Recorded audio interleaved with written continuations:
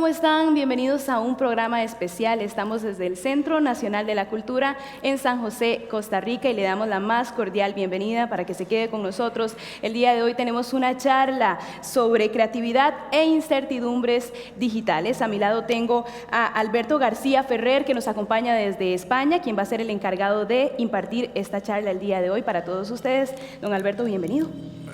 Muchas gracias. Un placer tenerlo aquí con nosotros. El placer es mío. Y bueno, contarle a la gente que es secretario general de ATEI y TAPE y también anteriormente fue director general de la Escuela Internacional de Cine y Televisión de San Antonio de los Baños en La Habana, Cuba. Don Alberto, háblenos un poco de su experiencia, queremos conocerlo un poquito más. Bueno, mi experiencia en parte está allí. También me he sido profesor en la Universidad Complutense de Madrid, profesor asociado. Creamos en un momento como hitos importantes un primer posgrado en la Universidad Internacional de Andalucía sobre industrias audiovisuales, que era de carácter iberoamericano.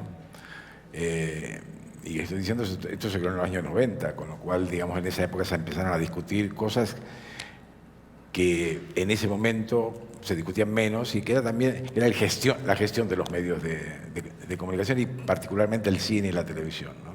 Bueno, algunas cosas, pero la experiencia cubana, y aquí está un gran amigo como David, fue fundamental para tener una idea muy clara del proceso de la creatividad. De alguna manera, desde que entré a la escuela y me fui, y aún hoy, cuando sigo conversando allí con cosas acerca de la escuela, decimos, el centro de la cuestión es la creatividad. Es decir, formar gente.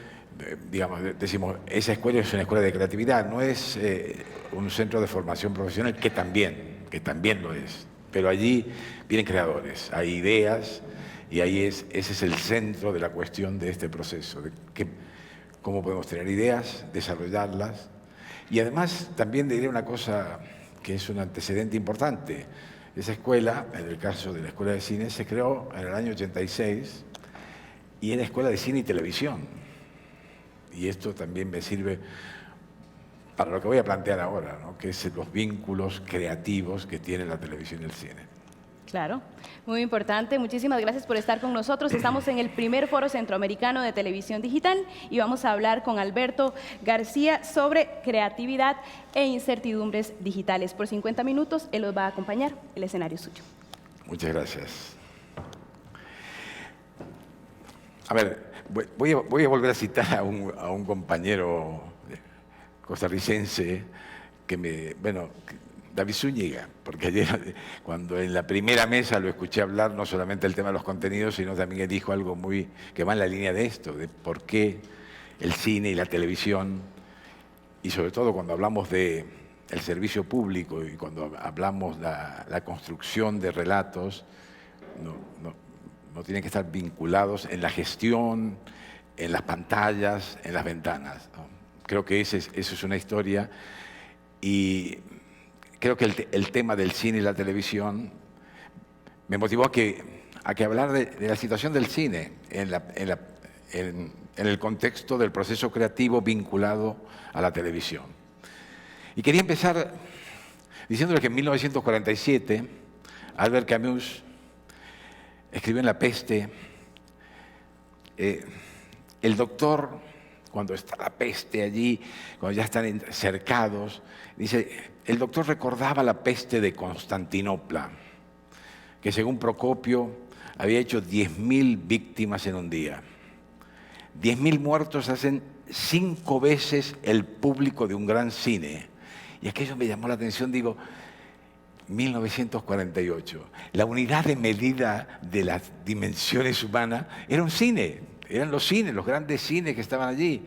1948, hoy no utilizaríamos esa medida, pero me llamó la atención que en La peste este hombre dijera, quiero imaginar la cantidad de gente, e hiciera referencia y dijera, ¿cómo lo imagino?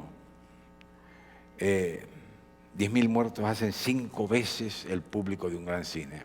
Y después habla más. Y entonces dice, para imaginarme eso tengo que reunir a esa gente. Primero se imagina el cine y después reunir a esa gente. Después dice, tengo que reunir a esa gente y verla porque si no, las cifras son humo de la imaginación. Si no las veo, no las visualizo, no puedo tener la dimensión de lo que fue aquello. Y esto, tomarlo en 1947 con una idea de lo que era el cine, y pasemos 10 años después. 10 años después, más de 10 años, 15 años después, a principios de la década de los 60, un gran periodista argentino, Jacobo Timerman, creaba el semanario más importante que hubo en la Argentina, que se llama Primera Plana. Y él lo creó a imagen y semejanza de Time y Le Monde. Y entonces, una de sus preocupaciones era prestigiar el periodismo político. Se ve que en esa época los periodistas políticos eran considerados gacetilleros y no tenían prestigio.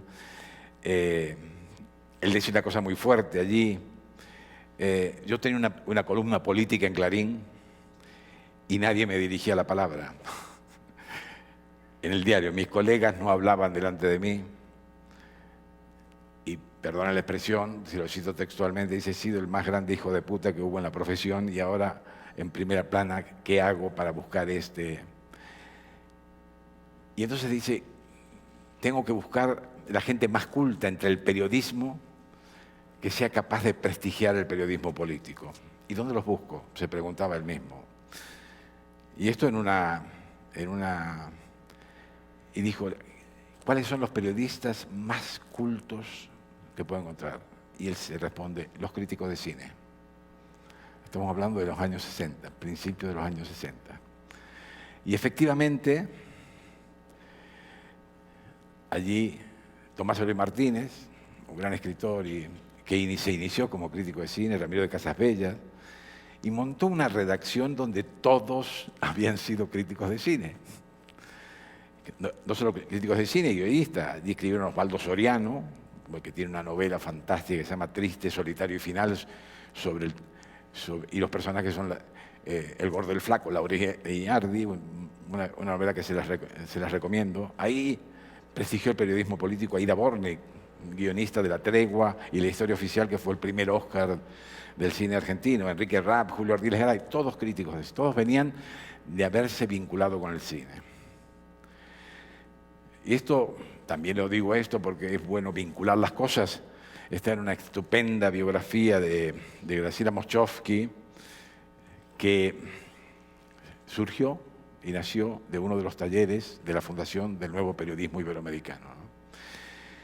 Pero estas dos ideas es para decirles el lugar que ocupaba el cine en ese momento. Y ahora siguiendo un poco lo que dice, durante todo el tiempo lo voy a citar, Jorge Wagensberg: en la creatividad, como la ciencia, en la investigación, y cada vez yo creo que los procesos de la ciencia y la creatividad en la ciencia y en las artes tienen caminos similares, son más importantes las preguntas que las respuestas.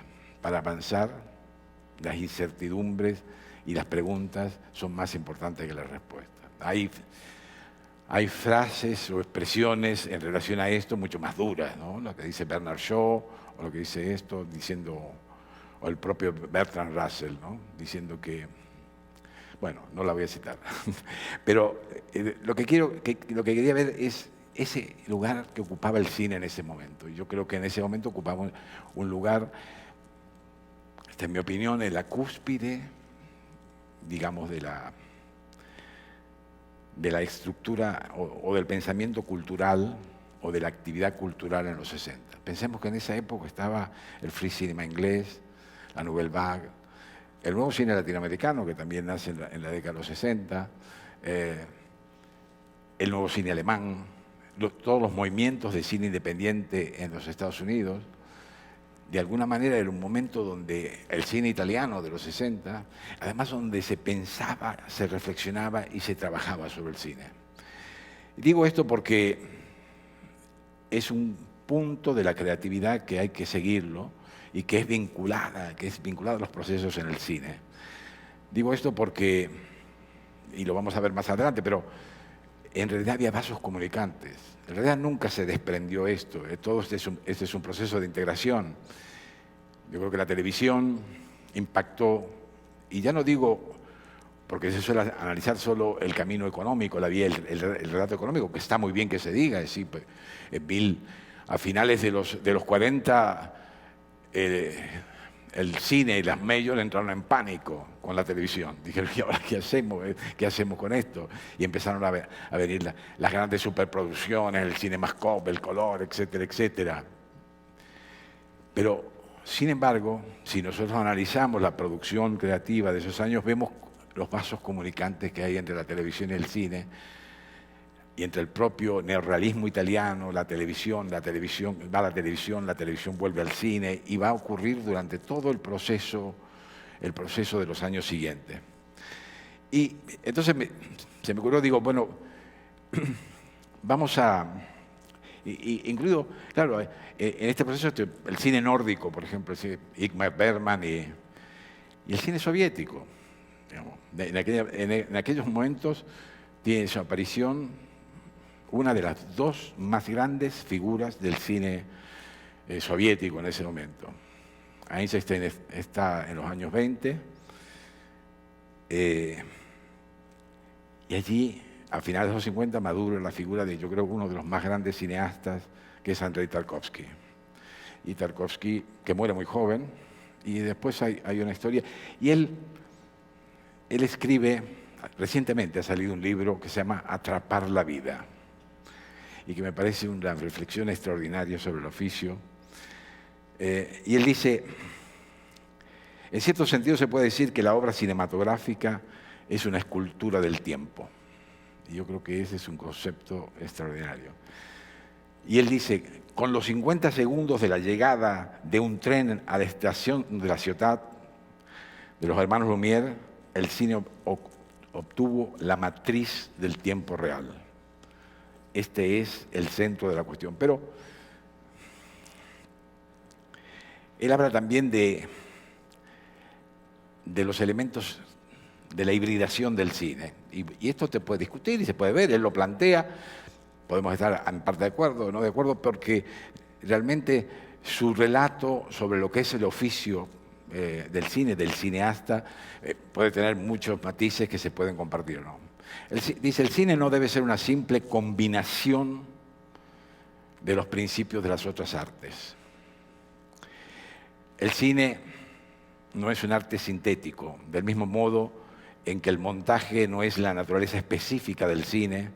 De hecho, también la literatura es montaje, la poesía es montaje, la pintura es montaje, y en esto yo creo que comparto Finalmente, el montaje tiene que ver con la estructura, y vamos a ver un poco más el tema de la estructura, y entonces él dice, la materia con la que se crea es fundamental, y entonces él dice, un escultor como Henry Moore creó piedra de la piedra, y críticamente dice, y no literatura de la piedra como hizo Rodin.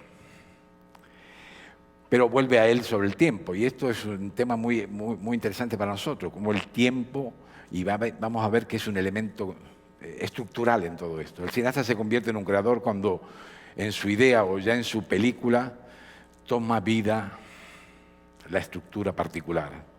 Y tomemos allí lo que dice Zygmunt Bauman. Zygmunt Bauman dice una cosa que me parece muy certera en esto, porque es una gran discusión acerca del concepto de estructura y de algo que es inherente a la condición humana. Y él dice, Zygmunt Bauman dice en un texto, en un libro estupendo sobre la cultura, él dice, él constata, porque siempre se dice que una de las características particulares del ser humano es su capacidad de crear símbolos. Y dice, él había constatado con los estudios la capacidad de que ciertos animales podían generar unos sonidos subordinados a ciertos elementos no simbólicos y también elementos incipientes de análisis y síntesis de dos procesos complementarios del pensamiento en la conducta de muchos animales. Pero dice, solamente en los seres humanos que dice él, lo define como animales culturales, se encuentran esos elementos si se mezclan. Por consiguiente, dice él, el centro de gravedad genuino de la cultura, dice, como atributo humano universal, radica en la posibilidad de la estructura, de estructurar algo, de ordenar algo. Y eso nos va a llevar a muchas cosas, nos puede llevar a... Y dice, más en el uso, en la capacidad de estructurar que en el uso de símbolos. El ser humano arma, estructura, junta esto con lo otro, y que es, volvemos a también lo que decía arriba el propio Tarkovsky cuando decía el montaje, si pensamos el montaje como estructura, está también en la poesía, en la literatura, en la arquitectura, etcétera, etcétera. Tarkovsky dice, hibridaciones y proximidad. Una película como forma está muy próxima a la estructura musical. La dramaturgia cinematográfica se acerca sobre todo a la estructura musical. Es necesario conocer la forma de las obras musicales, la fuga, la sonata, la sinfonía. La música, dice por su parte Igor Stravinsky, es un arte diacrónico, como la pintura es un arte espacial. Ahí tenemos el tema del espacio y del tiempo. La música, ante todo, supone una cierta organización del tiempo. Entonces aquí hay una primera, digamos, en la concepción de Tarkovsky, de aquellos cineastas de los 60 que heredamos esa concepción, dice, por una parte, esculpir el tiempo, armar el tiempo, una cierta organización del tiempo, una estructura. Por otro lado, más adelante en Atrapar la vida dice, aparece un tema, la observación. Y todos son elementos que tienen que ver con la creatividad. Está describiendo el proceso creativo el principio fundamental del cine, cuando sustituyamos cine por proceso de creación, del cual está impregnado hasta sus más mínimos detalles, el principio fundamental es la observación.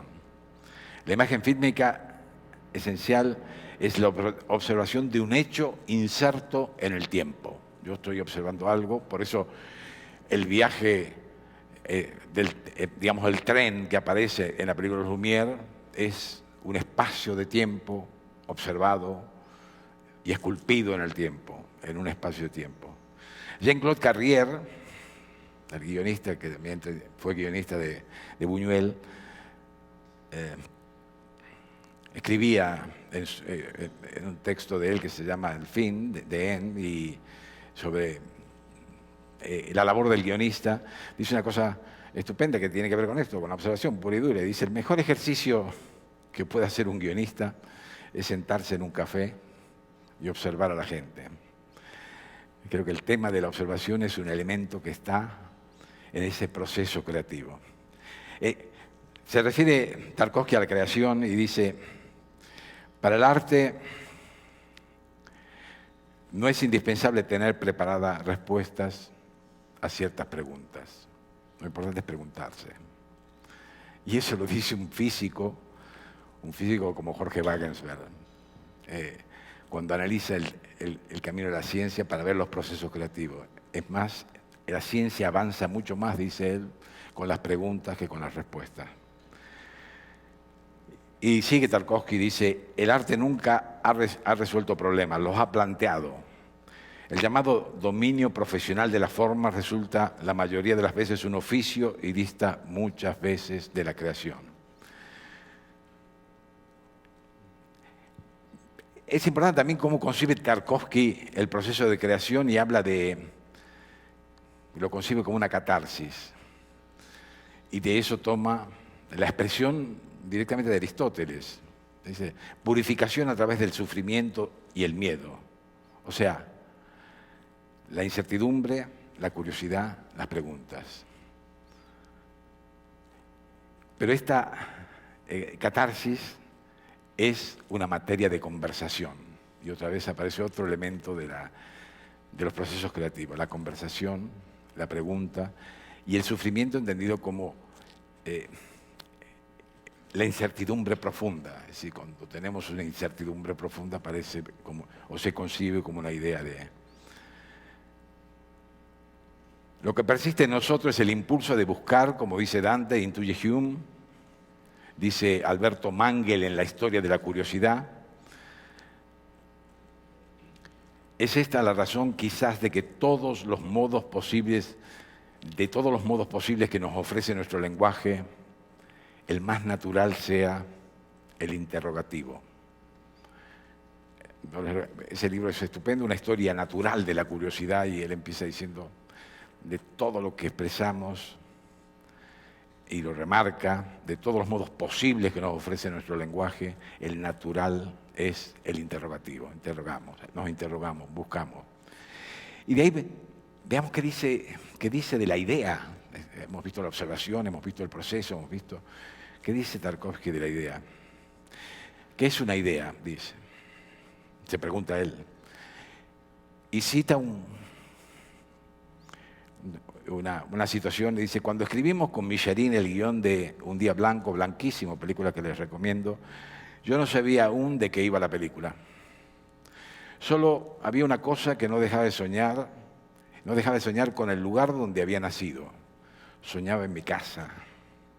En un texto de Proust leí que la escritura ayuda a liberarse de ciertas cosas. O sea, aparece ahí la literatura. Digo, en los procesos creativos, ahí vemos una vinculación y unas convergencias, y aparece también ahí. Y también Freud, dice, y también Freud analizó el tema, y poco a poco todo comenzó a adoptar la forma de una película, y ocurrió algo muy extraño: conseguí liberarme de esas imágenes mentales. Me sané, digamos, en una visión freudiana, así resolví el problema que yo tenía, pero ocurrió algo dañino. En el momento en que perdí aquellas imágenes, me dio la impresión de haberme perdido a mí mismo. Pero de hecho ocurrió, y algo verdaderamente importante, que me permitió ver que esa consideración era correcta, que el sentido de la película y su idea no significaban librarse de los recuerdos, lo que había en ella era más bien el estímulo, el empujón para que se originase la idea. O sea, que aquella recurrente imagen que venía a él sobre su casa fue la chispa, el inicio de esta idea. Nosotros tenemos esa idea de la chispa que se enciende y que nos permite avanzar en esto. La profundidad de la idea depende del impulso que la origina. Y citaría ahora algo que dice otro contemporáneo de él, un poco más tarde, Berman, en el libro Imágenes, escribe en relación a Gritos y Susurros: la primera imagen siempre volvía, la habitación roja con mujeres vestidas de blanco, a menudo muchas imágenes vuelven a mi mente con tosudez sin que sepan qué quieren de mí. Después desaparecen y reaparecen de nuevo exactamente iguales. 4 mujeres vestidas de blanco en la habitación roja se movían y se hablaban al oído y eran extremadamente misteriosas. Justo entonces yo estaba ocupado en otras cosas, pero volvían con tenacidad y comprendí que querían algo. ¿Qué es una idea?, se pregunta Jorge Wagensberg, un físico. Y dice en su teoría de la creatividad, realmente un trabajo estupendo y muy en línea de la idea de la conversación como un instrumento de creatividad, y se responde: la idea es un germen del conocimiento, una comprensión sin pulir, una chispa sin llama. Pensemos el proceso anterior de Tarkovsky y Berman. Una idea es una partícula de conocimiento capaz de seguir engendrando conocimiento. O sea, una idea nos encamina en una línea de conocimientos, de conocer nuevas cosas, de avanzar, y que quiere decir de nuevas preguntas, porque te empiezas a preguntar a partir de esa idea, y ahí vas construyendo, puedes construir muchas cosas. Ahí vamos a ver después. Y aparece la idea del autoconocimiento como parte del conocimiento. Pero las ideas no son únicas, constituyen una trama. Algunas veces están activas, otras veces duermen, algunas veces descansan, pero siempre están vivas. Es una red, interactúan y se relacionan. Y es aquí donde aparece la creatividad. A identificar el problema, digamos, es el disparador del acto creativo. Asociar, relacionar, percibir, intuir, vincular, valorar, son cualidades que se ponen en juego en el acto de acotar el ámbito del problema. Y resolverlo puede ser a veces solo un problema técnico, pero quiere decir que nosotros tenemos esas capacidades y aquí entra el tema de la memoria, que es otro elemento central de la creatividad y que tenemos que entenderlo. Un ingeniero, Carlos García Delgado, que ha trabajado muchísimo en el tema de la creatividad, dice, la creatividad tiene que ver con la memoria, no con la conciencia. Y acuña un concepto que yo suscribo, que es la temperatura de la memoria. Él dice, y nos habrá pasado a todos en algún momento, cuando recordamos algo, lo tenemos registrado y lo relacionamos, una imagen en una película, o en la televisión, o un diálogo, o un paisaje, o un sonido, una música, y nuestra memoria las mezcla. Y ese es un elemento central. Por eso ahí hay una especie de equivocación cuando dice, no, ¿para qué vas a memorizar? Digamos, no se trata de un ejercicio de memorizar como con la idea que se tenía que se leía un libro y había que memorizarlo. Tu memoria está llena de elementos importantes, de experiencias, y están ahí. Y si no están ahí, no hay ese elemento de temperatura de la memoria que los vincula. Algunas veces dicen, no, ¿para qué si eso está en Google? No, en Google puede tener la memoria que quiera, pero si tú no tienes y eres capaz de vincular, tú vas a ir a buscar a Google todo lo que sea necesario, pero la memoria, dice Carlos García Delgado en este trabajo estupendo que ha realizado, es parte constitutiva del ser humano. No es un añadido, no es una parte del cerebro. El ser humano está constituido por un elemento que es la memoria. Memorizan todos los sentidos, somos sentidos abiertos, tacto, olfato, sonidos, los ojos, somos un elemento sensible que recuerda todo eso y lo vincula. Finalmente esculpir en el tiempo de la misma manera que el escultor toma un bloque de mármol, y permítanme ahora decirles, cuando dice Tarkovsky, de la misma manera que un escultor toma un bloque de mármol y comienza a desechar lo superfluo para encontrar el contorno de la obra, el cineasta toma un bloque de tiempo y empieza a tallar o descartar lo inservible, conservando solo dos elementos imprescindibles.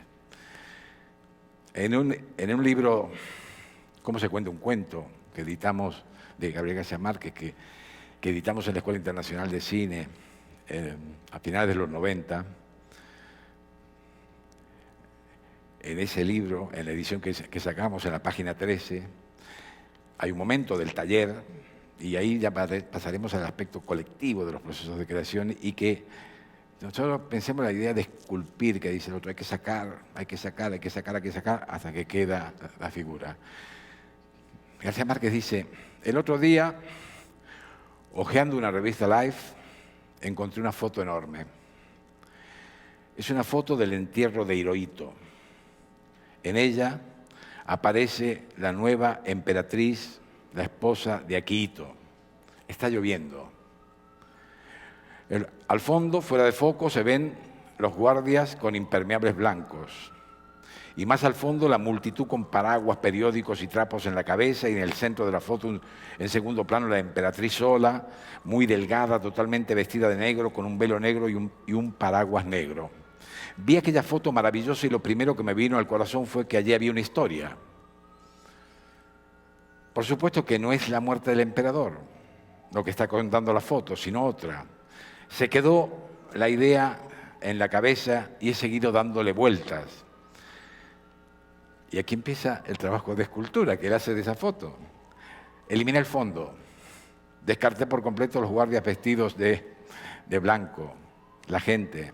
Por un momento me quedé únicamente con la imagen de la actriz bajo la lluvia, de la emperatriz bajo la lluvia. Pero muy pronto la descarté también. Y entonces lo único que quedó fue el paraguas, un paraguas negro. Estoy absolutamente convencido de que en ese paraguas hay una historia.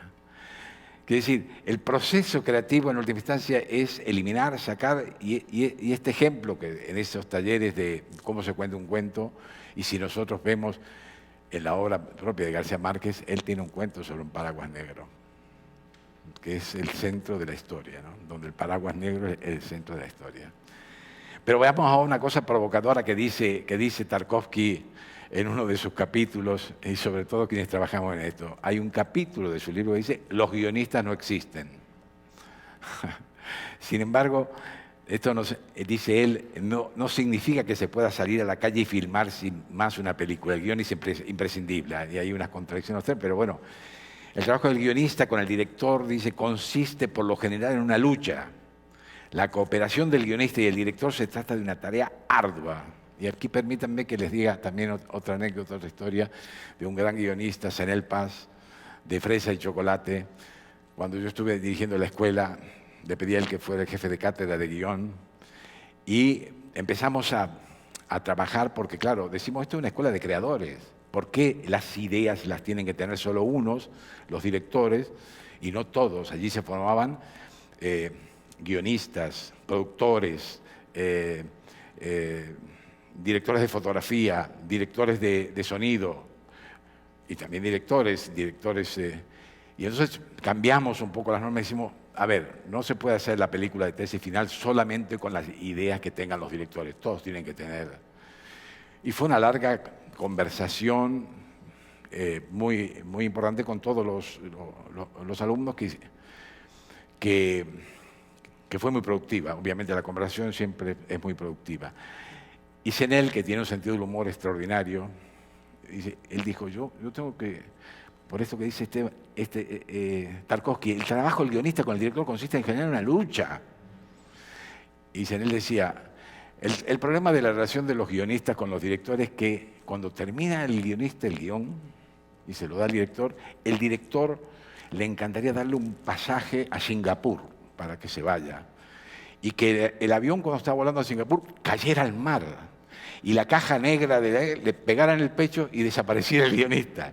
Esas cuestiones que planteaba Zenel con ese humor que siempre lo caracterizaba, definía un poco esa lucha y que es un poco lo que refleja Tarkovsky aquí. Es una lucha, dice él.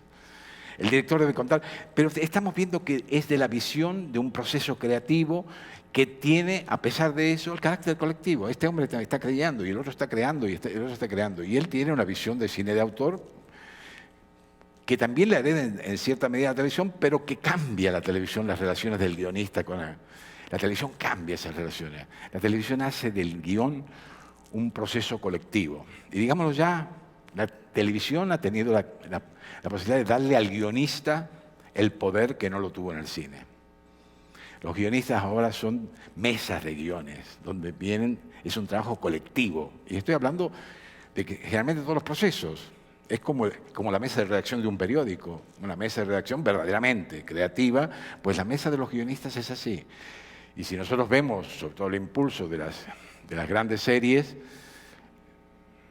es el guionista el que maneja toda la historia, es el que se transforma, el que elige a quién va a dirigir el capítulo correspondiente, pero el que dirige y modula la historia es el guionista. Pero por eso mismo Tarkovsky dice, el director debe contar con los guionistas que tengan el talento de un auténtico escritor. De alguna manera entra en contradicción con su propia título, que es provocativo, dice, los guionistas no existen. Y dice, el guionista tiene que ser un psicólogo, un psiquiatra, un escritor. En el cine los personajes no hablan de lo que hacen, por eso el guión es distinto al relato literario. Bien, ese es un elemento muy importante del proceso creativo, pero que también tiene que ver cómo la televisión, desde mi punto de vista, en ese proceso creativo, en la figura de los guionistas, ha dado un salto extraordinario. Los guionistas tienen el poder en la televisión, en los procesos actuales de la creación de las series, que nunca tuvieron en el cine.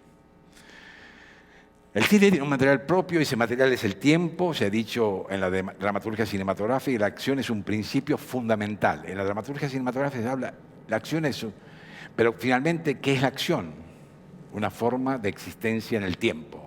O sea, todo este proceso de creación tiene vinculaciones Porque dice, no, aquí lo importante no es el tiempo, la acción, pero la acción es una forma de existir en el tiempo, hacemos cosas en el tiempo. Y después viene el tema de narrar. Susan Sontag escribe sobre la fotografía, una fotografía, dice Susan Sontag, es un bloque de tiempo y también de espacio.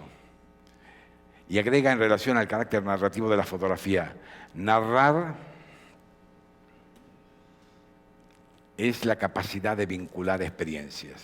Y otra vez estamos vincular acciones en el tiempo, experiencias en el tiempo. Jorge Volpi, en un libro estupendo donde habla sobre la naturaleza de los procesos humanos en la creación, dice, y de la ficción. Mi hipótesis central es que si la ficción es una herramienta tan poderosa para explotar la naturaleza, y en especial la naturaleza humana, es porque la ficción es parte de esa realidad, de la vida que dice Tarkovsky. La ficción también es parte de la realidad. Cuando dice atrapar la vida, es atrapar un conjunto de cosas porque la ficción se integra en la producción de vida. Y Marc Ferro, en un libro Cine e Historia, él precisamente dice que el cine, esa ficción o no ficción, es parte de la historia. Y es posible contar nuestra historia, nuestra vida del siglo XX, desde el cine y desde la televisión. El cine histórico, señala, nos revela más del tiempo y de la historia en que fue construido el relato, que la historia a la que hace referencia. Y es muy fácil esto, si nosotros pensamos en la película Cleopatra, de Elizabeth Taylor de los años 60, refleja mucho más el mundo de los 60 que la época a la que hace referencia. En las modas, en esto, en todo. En el diseño visual de la película refleja los años 60, perfectamente. Y uno puede verla y decir, no, seguramente, y eso que dice Ferro, que lo suscribo absolutamente, las películas históricas en general revelan más sobre el tiempo en el que fueron hechas que al que hacen referencia. Porque vemos propuestas y diseños visuales e ideas que están en la época en que fueron hechas y que perviven ahí. El relato es una fracción del tiempo. El material en el que se construye el cine, yo diría que escribir un guión es organizar, estructurar e informar en el tiempo, porque yo creo que también un elemento del guión es central, la información. Porque la información es tiempo y la información es acción, ¿no? Cómo dosificamos la acción, la información en un relato. ¿Qué decimos primero, qué decimos después? Y volvemos a la idea de estructura. La estructura es un elemento central de esto. Y vamos a decir otra cosa que tiene que ver con esto, que yo creo que también es central en los procesos creativos, que ya lo he dicho antes, que es las preguntas son más importantes que nada. El propio Einstein decía, en la ciencia, y yo lo aplicaría a los procesos creativos, decía, la imaginación es más importante que el conocimiento, lo decía un científico, un físico como Einstein, porque el conocimiento es limitado. Hay una porción de conocimiento que se tiene en un momento determinado. O sea que esas son las respuestas son estas, y la imaginación no tiene límites. Y trabajar con la imaginación es plantearse los caminos para nuevos conocimientos. Y entonces vayamos a dos cosas importantes en esto. Walter Isaacson, en un libro fantástico que se llama Los Innovadores, donde traza la historia del mundo digital desde el siglo XIX hasta ahora, dice, me llamó la atención cuando investigó en ello el hecho de que la creatividad más auténtica de toda la era digital proviniera de aquellos que fueron capaces de conectar el arte con la ciencia. Y lo dice este hombre que además hizo una biografía, bueno, discutida, pero muy buena sobre Steve Jobs, y que después indaga en ese libro fantástico, Los Innovadores, digamos, todo el proceso Y cuando uno ve en ese libro que este hombre es capaz de ver el entorno cultural en el que avanzan los procesos digitales, llega a decir que el ordenador personal le debe mucho, y bueno, lo analiza y lo dice por qué, y es muy bueno que bueno, yo lo voy a sintetizar, a la cultura hippie de la California de los años 60. Y lo explica por qué, y dice las razones, y después ve que gente del mundo, de la cultura hippie en ese momento, después se transformaron en parte del corazón de Silicon Valley, ¿no? Y quiero decirles esto, un poco para cerrar, yo no sé el tiempo que estoy, pero hay muchas cosas para decir. Yo creo que el gran debate que tenemos nosotros es construir el relato de la creatividad más que el relato del mercado tecnológico. Digo del mercado tecnológico, porque la tecnología es parte del proceso creativo, es una expresión extraordinaria del proceso creativo. Y es lo que Isaacson en los innovadores lo dice claramente, y más aún, digamos, Lev Manovich en El lenguaje de los nuevos medios, yo creo que hace un trabajo estupendo, y él dice, hay recorridos históricos que se juntan. Dice, producir imágenes y almacenarlas y distribuirlas por separado se encuentran por fin los medios y el ordenador, el daguerrotipo de Daguerre y la máquina analítica de Babbage, el cinematógrafo de Lumière y el tabulador de Hollerith se funden en uno. En definitiva, los medios se transforman en nuevos medios. El resultado, los gráficos, las imágenes, el movimiento, las palabras, los sonidos, formas, espacio y texto se vuelven computables. Es decir, conjuntos simples de datos informáticos con los que podemos trabajar. Y él traza que eso es un camino de convergencia. Y es el tema de las vinculaciones. Yo creo que ese es el camino conjunto. Y yo quería, un poco para cerrar, decimos, tenemos que hacer el relato de esa creatividad. ¿Cómo utilizamos los recursos? El 28 de junio de 1831, un parisino expuso su retrato. Tengamos que en cuenta que en el año 24 o 26, en el año 26, la primera foto se había producido en 1826, expuso su retrato, un parisino, no aparece el nombre, no está ahí quien lo cita, puso su foto, puso su imagen y puso la imagen de Luis Felipe. Y en una exposición, en algún espacio común en París, con una leyenda que dice, ya no existe distancia alguna entre Felipe y yo. Él es el rey ciudadano y yo soy el ciudadano rey. Quiere decir, a mí me parece extraordinario porque es el empoderamiento de la tecnología y de los recursos para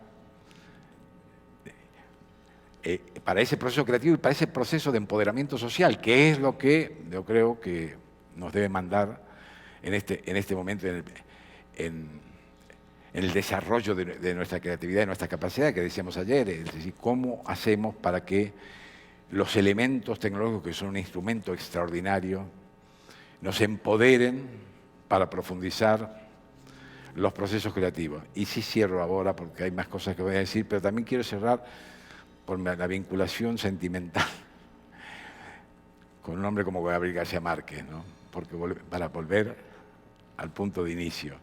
Y en ese libro donde él esculpe esa fotografía, él dice, lo que más me importa de este mundo es el proceso de la creación. ¿Qué clase de misterio es ese, se pregunta él, que hace que el simple deseo de contar historias, en el caso de él, el proceso creativo, se convierta en una pasión, que un ser humano sea capaz de morir por ella, morir de hambre, de frío, lo que sea, con tal de hacer una cosa que no se puede ni ver ni tocar y que al fin y al cabo, si bien se mira, no sirve para nada. Y él tiene una visión de su propio trabajo.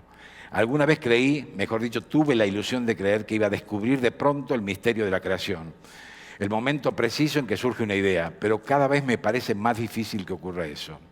Desde que empecé a impartir estos talleres, he oído innumerables grabaciones, he leído innumerables conclusiones, tratando de ver si descubro el momento exacto en que surge la chispa. Nada, no logro saber cuándo es. A mí me parece fantástico porque volvemos al punto de la incertidumbre. Quiero decir, hemos visto todos los elementos que hay en la creatividad y que esto es mucho.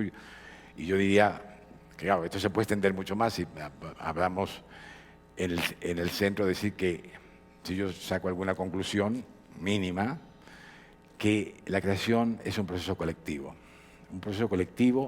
secuencial o transversal. ¿Qué quiere decir? ¿Qué tiene que ver con la ciencia? Lo dice Wagensberg acerca de la ciencia, nada. Los inventos que se hacen o las creaciones científicas son procesos donde alguien reconoce algo, el otro reconoce otra cosa, este da otro paso, y finalmente está esto. Y hay una secuencia temporal de creación. O, de pronto, transversal, una mesa de guionistas donde aparecen las ideas.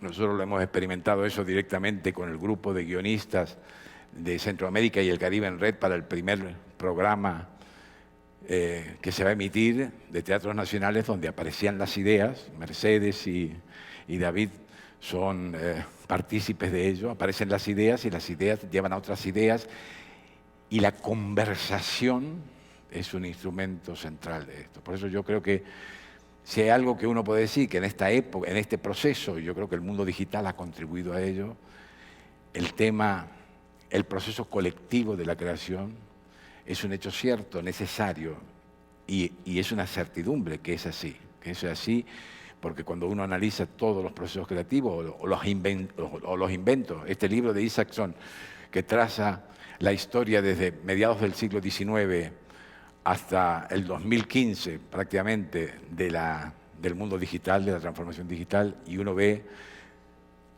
la sucesión de procesos que hay allí, la sucesión de ideas, los trabajos que están realizándose simultáneamente en algunos sitios, las ideas y las construcciones de alguien que se montan sobre la otra construcción, de manera que si hay alguna conclusión, no me gusta decir esa certeza, yo digo que es la incertidumbre, pero que es ciertamente el trabajo, la conversación, vamos a resumirlo en esa idea, la conversación y la memoria.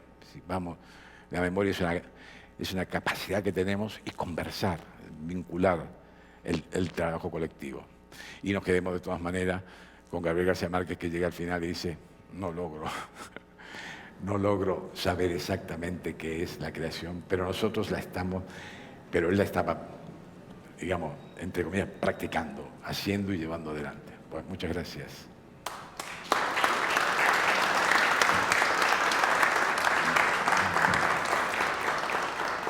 Alberto García Ferrer, secretario general de TAPE y ATAPE, que nos acompañó el día de hoy acá en TV Morfosis en el marco del primer Foro Centroamericano de Televisión Digital, que nos hablaba del tema de creatividad e incertidumbres digitales. Muchísimas gracias por compartir con usted. Gracias a ustedes, estoy encantado de estar aquí. Don Alberto García Ferrer nos acompañó. Llegamos al final de este programa especial. Muchísimas gracias a ustedes por estar con nosotros. Nos vemos en la próxima.